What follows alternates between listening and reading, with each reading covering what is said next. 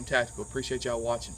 So we're going to take a few minutes and we're going to talk about the recent terrorist attacks that's happened here in our country, and just some thoughts on it and what we think about what you should be doing to kind of help prepare yourself for it. So I guess first thing we talk about is the fact that neither one used guns.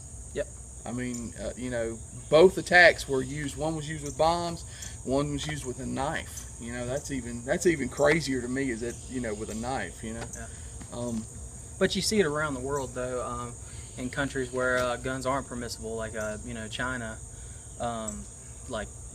stabbings over there is is the popular thing. You'll see 20, 30 people stabbed by a crazy person in a crowded area. Yeah.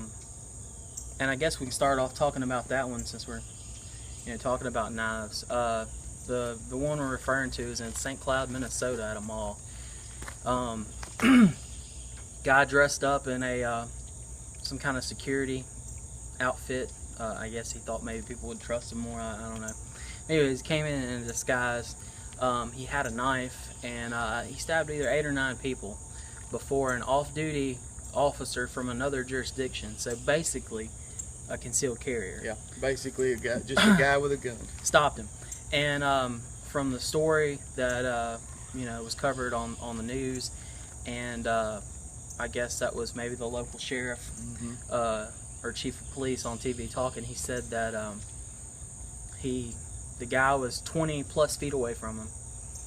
He gave him commands.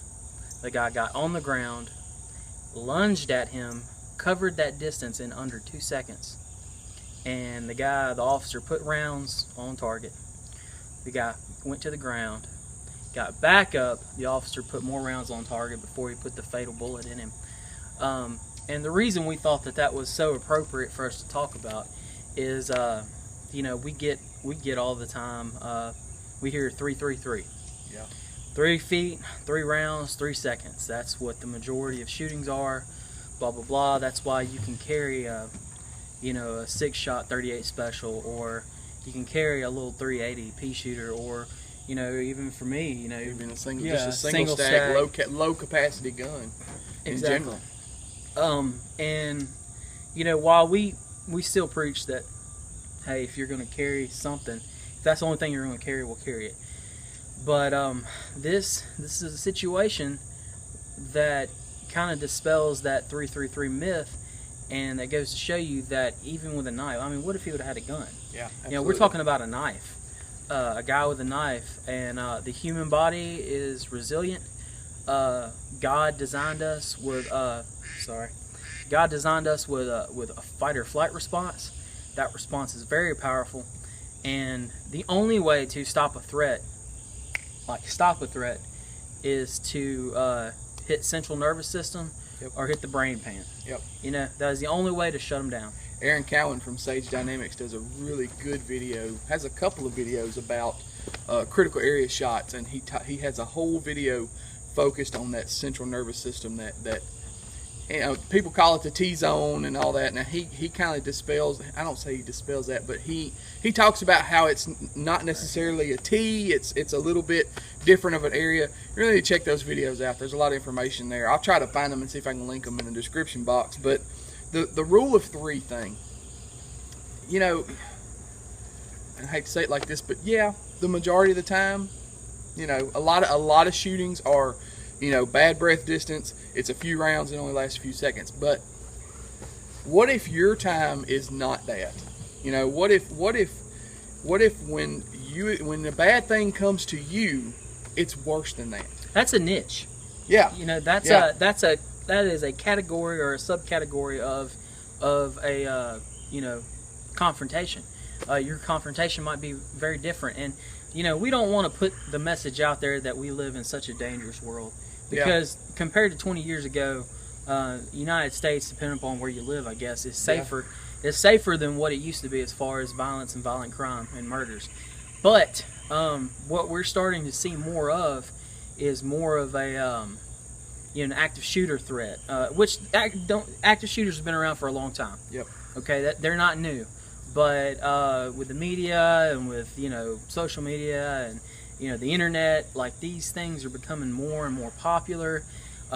These losers are seeing it, and they're seeing the glory that they get from it. Yep. You know, like here in Louisiana, Lafayette, guy comes into a movie theater, starts shooting. Okay, movie theaters, you know, it depends on which one you're in. I mean, you might have 20 yards.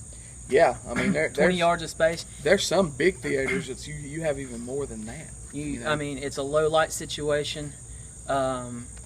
You know, what are you going to do there? Right. Do you have a you know, a 100 lumen plus flashlight that you can put on that bad guy in the dark? Do you have, or can you make, you know, that shot at that distance with a 6-shot revolver? Yeah. You know, and talking about the light, you know, guys all the time want to know what's that perfect lumen. What's that perfect lumen? All of them. All of it, as much as you can stand to carry. I carry a Surefire 6P-X. It's 325 lumens, and I feel underlit, I guess you'd say. I mean, it will get the job done, but it's not like, I mean, there's lights out there that's a lot better. Yeah. Carry a light. Carry a real light. Don't carry these little lights that don't do anything. Carry a real light. And nowadays you don't really have an excuse not to, because technology has improved so much that you know, you can get a lot more lumens for a lot cheaper. And a pretty small package too. You know, you got these CR123s that you can throw, you know, 2 in and get 500 lumens out of. I mean, you know, my flashlight that I, you know, primarily carry is 500 lumens, 2 CR123s, fits in my pocket. It's got a good clip. Super light too. Yeah, lightweight. You just don't have an excuse not to carry it. And I guess what we're getting at here is just don't be lazy. Yeah, and that's the whole point of this. You know, video. Talking about making that shot with a 6-shot revolver.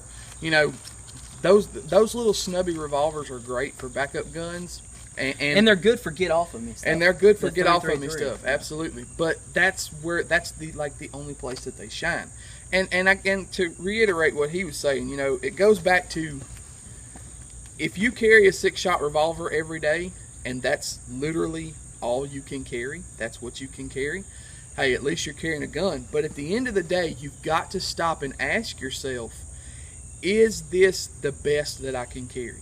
Yeah, can I do better? Can I do better? Am I just being lazy? And am I I have a closed mindset about what the threat really is going to be. And the thing is, guys, you don't know what the threat is going to be. You know, we talk about that 0.01% or that 1%, depends on who's telling that, is what percentage they use. But we talk about, let's just say it's 1%. Let's say that carrying a gun every day is 49% practice, 1% actually using it, and then the 50% after. I think that's kind of how they put it. You know, that 1% that you're practicing for, that you carry every day for, you don't know what it's going to be. You have no way of knowing what that's going to be. No way of knowing. What if it's a bank? What if you're in a bank? Okay, 4 guys come in to rob the bank, and they come in with guns, and they're ready to go, and they're going to start shooting hostages. You think your little 5 or 6 shot snubby's going to get it done? Probably not. Probably not. And another thing, you know, we talk about, because guys will get on here and they'll talk about, well, but I can get it done with my Glock 43 or my Glock 42 or whatever. And you technically you can. Those, in my opinion, are a lot better than a 6-shot snubby because they're easier to reload. And they're easier to shoot too. Yeah. They're easier to reload. But the thing is, I can carry a 26 just as easy as I can carry a 43. Now that's me. That's my body type. That's just how it works for me. I lose weight, it may be a totally different story. It is, and now we will say it is more comfortable to carry a 43 than it is a 26. Yeah, but we talk about that all the time. Yeah. It's. You want to be comforted, or you want to be comfortable, or you want to be yeah. comforted. Yeah. It's comforting to carry what you got to have. So I guess the thing is really stop and look at what you carry every day and think about what you carry every day. Think about what the threat for you could be and ask yourself, do I have enough? And something else we want to talk about that we haven't covered yet is medical. Well, and that's another thing. You don't know when you wake up in the morning what your challenge, what your crisis. You know, if you have one, and we'll pray that you don't. But what's going to happen that day? What that day has in store? You don't know that. Only the good Lord knows. No idea. And yeah, medical. You're probably, I don't know what a statistic is, but you're more likely to use it. Way more likely to use medical. Well, go to the bombings, the recent bombings in New York. And that's why a gun wouldn't have done any good for you there, because they're still looking for this guy. This guy was a coward, and he blew some people up, and probably more than one guy, but these people blew folks up and was not there. Did not show their face. As of this morning, they've got five men, and I saw they arrested a group of guys that was in a car that was being supposedly some type of terror cell in that area. But the thing is, the threat was not there as far as in human form. But the act had already been carried out. So what, as far as a responsible concealed carry holder and gun owner, what is your job then? Well, your job is to, if you can't use the medical, have it on you, because there's somebody there that can use it. Yeah. And you know, we're going to go take a, you know, it's just as important as taking a class, go take a medical class. Yep. Go sign up. And we're not, you know, everybody should have first aid. And like he said, if you don't have the training, you hadn't had a chance to get the training, get the medical equipment, have it with you. Crap hits the fan, I guarantee you there's a crap ton of nurses and other medical personnel out there. There'll be somebody there that knows what to do. that can throw it down for you, and they would be. I know I'd be glad to have it, but you know, I keep mine with me though. Yeah. But and like today, like, look guys, it's TK4 tourniquet. Okay. It sits in my back pocket. It's that big. Okay. He's got one. How much this thing costs? $10? $10-12. Yeah. I wrapped it up in a piece of stretchy cord, and I stick it in my back pocket. That right there can save a life. Yeah, and you know, tourniquets are for massive hemorrhage or massive bleeding in your limbs, and that's a big preventable cause of death when it comes to car accidents, when it comes to you know, getting shot, getting blown up. You know, these people that are, I mean, any veterans out there. If we got any veterans on all, you know, in the audience, you know that, you know, legs get blown off, IEDs, and that's exactly what, I mean, I don't know what the extent of the injuries were in New York, but it was a bomb that went off, okay? 29 people were injured. And what this tourniquet can do is you can slap it on a limb, and you can cinch it down and tighten it down, and hopefully stop that bleeding so that, you know, they don't have to die. That's right. You can get your leg blown off, and you can survive that. Yep. You can take a shot, you know, to the bicep or under the arm and sever, you know, that brachial artery, and it can kill you. Or, you know, you can have a tourniquet and slap that bad boy on, and you can live. You and turn that limb off, as they say. Yeah. You know, turn that limb off. And tourniquets are not as controversial as people would have you believe. They use them in surgery. They use them in medicine all the time. That limb can live 4 hours without blood flow. Okay. Yeah. It's literally a life over limb thing. Yeah. And that's what I was going to say. In the grand scheme of things, do you want to lose a leg or do you want to lose your life? Yeah. You know. So. Yeah. And if you're not sure, then you know, go ahead and you know, if you can't stop it with pressure, if it's squirting, go ahead, throw the tourniquet on there, and leave it up to a professional when they come in to assess it at that point, because they're going to be there soon. Yep. You know, even if you're 30, 45 minutes out, at some point a medical professional is going to get there, and it's up to them to assess. That's okay, right. But you can bleed out in, you know, under 30 seconds. So. Yeah, absolutely. So guys, I mean, we're not telling you go buy all this medical equipment and think that you're ready to go. You know, take a class, get some training.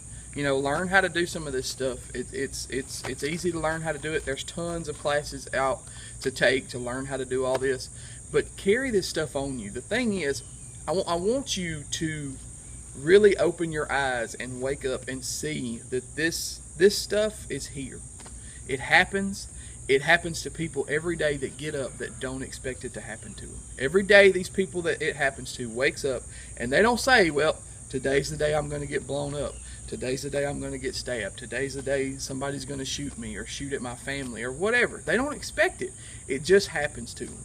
And so we, as people that have made our minds up that we're going to be responsible gun owners and we're going to have a concealed carry license, and we are going to be the person that protects ourselves and our families and the people around us, the innocent people around us, you have a responsibility to ask yourself, am I carrying enough? Am I doing enough? Am I ready enough for when it happens to me, if it happens to me? Yeah.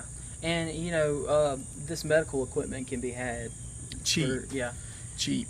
Cheap. You know, you're talking about, you know, a lot of us, you know, we love guns. You know, both of these rigs right here on the truck are, you know, over $1,000. Yeah. You don't have to spend $1,000 on medical equipment. No. You can find a good, a squared away combat ready IFAK, which is a individual first aid kit.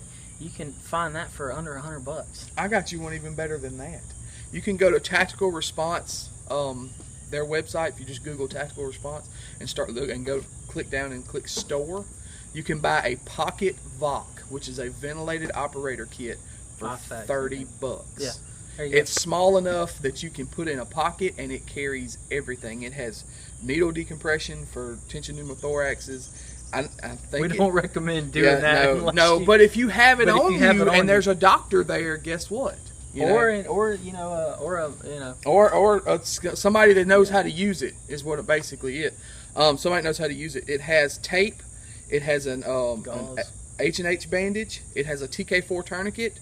So it will treat major gunshot wounds, major trauma, major trauma, and car accidents, guys. Yeah, absolutely. How many times have you passed on the interstate or on a road and seen somebody? Yep. A vehicle turned over. Yep. Something like that.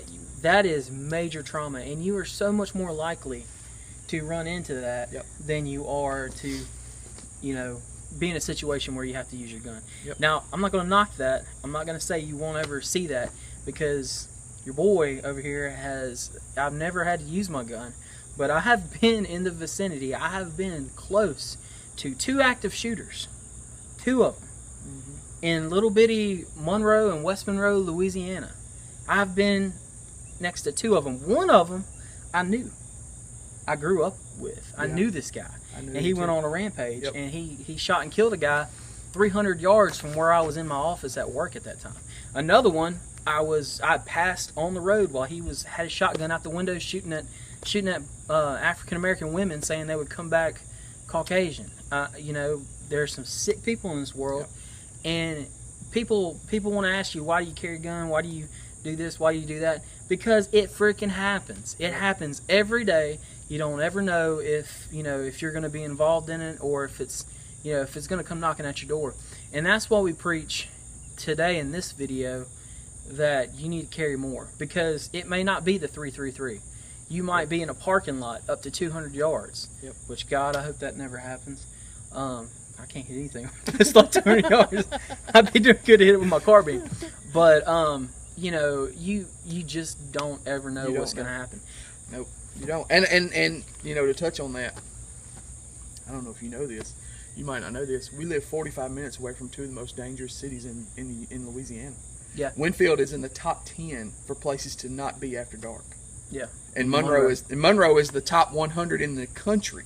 Yeah, Monroe per capita is mini Chicago. South side Chicago. The south side of Monroe and the south side of Chicago are per capita. Now we have a lot less, people, but they're on par with each other as far as violent crimes. Yeah, violent crimes. Like and one of my classmates from nursing school, he's an ER nurse in Monroe, like in the heart of it, and he says, "Dude, you won't believe. Yeah. You won't believe the stuff that these guys shoot each other up on the reg, like all the time. All the time. So you don't know, guys. We're so passionate about this band. I called Michael yesterday when I saw this on the news. I was like, "Look, man, we need to do a video on this." Yeah. Because it that whole knife thing, that just goes to show you that Hollywood and the cool guy stuff, and that is not real life. Nope. The human body is resilient. We are designed to take a beating and keep on moving, and you just never know. You never know what can happen. So I feel like we're kind of rambling here, but you get the point. You get the point, guys. Be as prepared as you possibly can. because you never know what Yep. fight's going to be at your door. It may be a fight, for your life with a gun. It may be a fight for your life with, something medical. Yep. So be as prepared as possible. You owe it to yourself. You owe it to your family. You owe it to the people around you. And that's what being a responsible, citizen, being a patriot is about. Yep. And for you guys that's going to get on there and say, you carrying all that stuff and being overweight, We get that. we know, dude. We know. And we're that working. is important too, guys. It is. We're It not is. we're not preaching you can go, because that's going to take 10, Yeah. 15 years off our lives. We don't lose Well, weight. and the reason I say that is because as soon as you put a video out like this, they don't pay attention to the message. They pay attention to the fact that I'm fat. Got you, bud. Me too. We're working on that. But until then, we're going to be ready for the fight. Yeah. You got anything else? No, brother, y'all stay safe. Yeah, we appreciate it, guys. Links to all of our stuff will be in the description box below. Think about what we're saying. This rings true no matter what, no matter who you are. So, y'all stay safe, guys. Appreciate it.